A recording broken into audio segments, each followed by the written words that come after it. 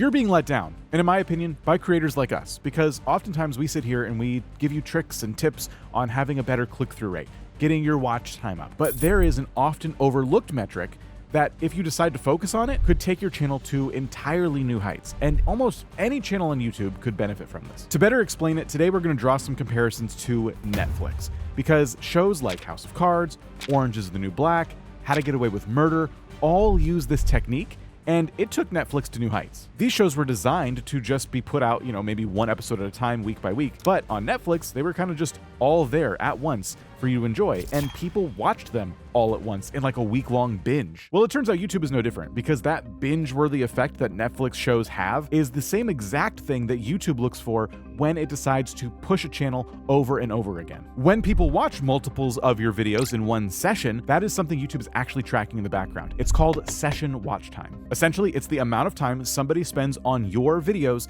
in one watch session. Think of a watch session as like you open your phone and you start watching YouTube, right? When you put down your phone, your watch session has ended. If a viewer watches 4 2-minute videos on your channel, this is way more valuable than if they watch 1/2 of a 10-minute video on your channel. When your session watch time metric is doing well, you will be rewarded by the algorithm with more features in the homepage, which can bring you thousands, if not millions of views and thousands of more subscribers. So how do you become YouTube's next binge-worthy channel? Well, we're going to go over that today, and we're going to show you how other creators on YouTube are using this Netflix strategy to their advantage and how you can use it as well. Let's start with a relatable scenario, right? It's 2 a.m. and you're watching Netflix and you have maybe like 6 hours until you have to go to work, and the episode ends and you think, okay, I'm gonna watch one more of these, because maybe you're like me and you have absolutely no self-control when it comes to television. So you hit the button to go to the next show, you spend 45 minutes watching it, and it ends on an insane cliffhanger. And the next episode button is sitting right there. And just like that, Netflix has you calling in sick to work that morning. Well, now imagine it's not Netflix. It's actually a YouTuber you enjoy watching. And maybe you can think of some that already have this effect on you. And if you can't think of anybody, I will show you a creator who has mastered this in Ryan Trahan. So with that being said, I've got a train to catch. And this journey of getting to America has only just begun. I'll see you in the morning. Love you guys. This isn't just a casual remark. This is engineered to make you, the viewer, sit and think, well, okay, I definitely need to come back tomorrow and see what's going to happen next. But the real genius here is that he doesn't just end his episodic content with a cliffhanger at the end. No, he has little cliffhangers throughout all of his videos. Here's just a few examples from different videos of his. I'm gonna need more than that to get to the next city. I literally have to wake up at 3:15 in the morning tomorrow to catch my flight to the next campsite. Just like that, I'm back at the airport, and I'm on my way to the next 1-star review. I'm on my way to the next city, and this plane has a window in the bathroom. They all follow the same strategy. Every few minutes, a new tease is introduced. Where's he gonna end up? Who's he going to meet? What's he going to eat? And these are the things that keep you watching every few minutes, because you think, okay, well, I'll watch a little bit longer. Something's about to happen, clearly. And maybe you're wondering, well, okay, fine. How do I do this on my very different channel from Ryan Trahan's? For a lot of you, it's going to be all in the script. And if you need help trying to figure out where these things go, I urge you to try our Generate tool, which will let you just kind of type in a prompt, and then it's going to help you generate the entire video, including the outline. Using an outline, you'll be able to plan your videos out a lot more smoothly. In Ryan's case, here's just some of the things we've noticed. One is that he uses micro cliffhangers, we'll call them. These tease every few minutes something that's going to happen soon. 2 is episode enders, where he closes each video with a high stakes moment. And 3 is just editing tricks. And I'm going to get to specifics a little bit later, because I want to use Jenny Hoyos as an example. She gets like 10 million views every short she posts, and there's a lot of stuff we can learn, but we'll get to that in a little bit. Now, the cliffhangers in Ryan's content are just part of a larger strategy, because there's a reason that people watch TV shows episode by episode, and they stick around for the entire series. That's why Ryan Trahan's most popular videos are ones that are part of larger compilations. That's why it's his 30-day penny challenge, or his 7-day penny challenge, because the 30-day one was so successful. Most creators hope that you'll click next video, and Ryan ensures this by creating these binge-worthy series. Now you're not just watching a video, you're looking at Ryan Trahan's show, and if you want to see every episode, you're going to need to stick around. And this is going to boost his session watch time. Creators like Yoga with Adriene also use the strategy of compilations. In Adriene's case, it's her 30-day flow challenge, and this actually includes exercises and daily routines that people can follow along with sequentially. I'm just trying to point out here that this strategy can work with any type of niche. You don't have to be in the entertainment space. Let's think finance channels for a second. Finance channels could come up with a step-by-step investment guide. Gaming channels, maybe they're making a Minecraft village throughout the course of a bunch of episodes. Cooking channels could do maybe a week-long meal prep series, and educational channels could come up with a comprehensive course to follow over a long period of time. With just a bit of planning, you can create content content that is binge-worthy and has people coming back for more and ups your session watch time. But going back to Netflix and other television shows in general, there's another strategy at play that keep you coming back for more week after week. If you have a favorite TV show, I just want you to imagine it for a second. What is the thing that keeps you coming back for more?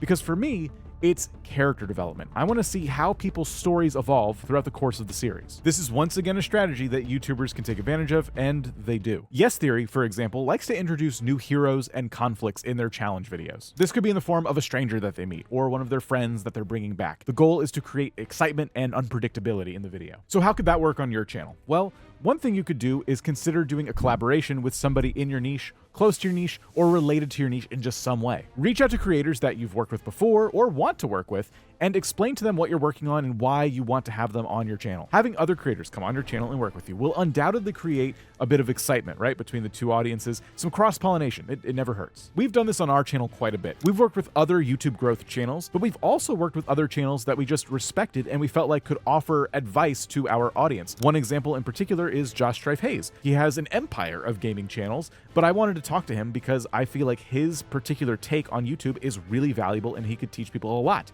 And the video did fantastic. If you do this and your audience likes a particular guest, you can always bring them back for more too. If you watch Healthy Gamer GG, you'll notice that Dr. K does this a lot. He's had Thor on like a number of times. Another example from Mr. Beast would be a video that he released called Face Your Biggest Fear to Win $800,000. There was a person named Mac in this video. Well, it actually turns out that Mac was debuted in an earlier video called World's Deadliest Laser Maze, and the result of that video was the audience loving Mac so much that they basically demanded he come back. Mr. Beast saw this, he brought him back. I'm not saying you should reach out to creators as big as Pirate Software or Mr. Beast if you're not at that level, but you could definitely look around your niche. I'm sure there is somebody who you admire who is adjacent to your content in some way, and a collab might work. But having interesting characters, again, isn't the only thing these creators are doing to have this success. Their videos feature another commonality with some of our favorite TV shows. Breaking Bad, for example. Why was Breaking Bad so popular? Whether you've seen it or not, I'm not spoiling anything here. It's about a chemistry teacher who slowly evolves into becoming a meth dealer. If you haven't seen the show and you hear a description like that, you're probably thinking, okay, that doesn't sound realistic at all. But if you sit down and watch the show,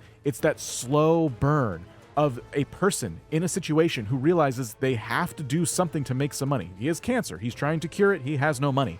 So he kind of starts to turn slowly to this life of crime. And as you watch, the whole scenario starts to feel more and more realistic. What would you do if you were in Walter White's situation, right? That level of relatability, whether you would turn into a meth dealer or not, is what keeps people watching and what keeps them engaged in a story in the first place. The premise of Breaking Bad is a novel idea. It's a relatable story, and it's told in a masterful way. What I'm trying to say is that it's important to nail your ideas. It's important to do some pre-planning. You're not all going to be Vince Gilligan, the creator of Breaking Bad, but this is something you can strive to improve. Getting back to YouTube, let's look at these examples real quick. From Yes Theory, you have I Explored China's failed $1 billion copy of Paris. From Mr. Beast, there's $1 versus $10 million jobs.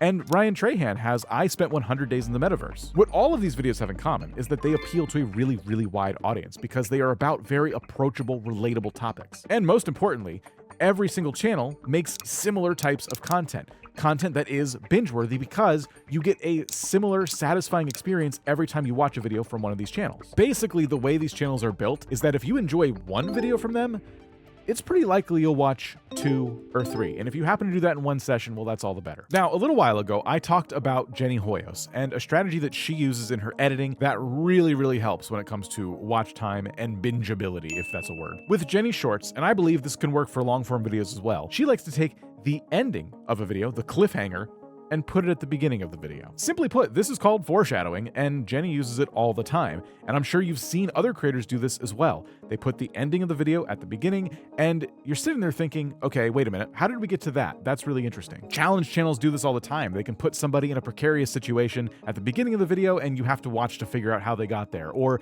maybe they blew something up, and they show you the smoldering pile of nonsense at the beginning of the video, and you're like, well, okay, wait a minute, what's happening here?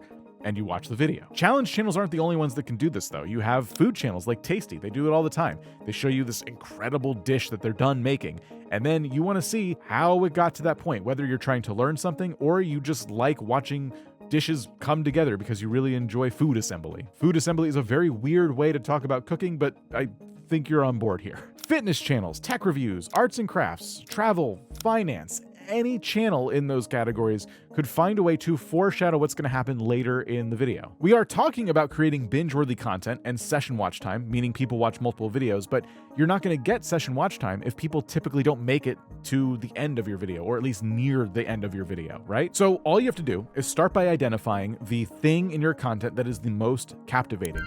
And then you need to find a good way to tease that thing at the beginning of the video. Do you need to do this every single video? No. Do you want to test it out though? Maybe. You should probably try testing this out. As with all of our tips in any video, they're not all going to work for every single channel watching this, but I do hope something here has been helpful to you. And if it has, and you've mastered session watch time, then maybe you're trying to get 1,000 subscribers. That's what this video is going to help you do. Go ahead, watch it next. Help us with our session watch time, please? Please?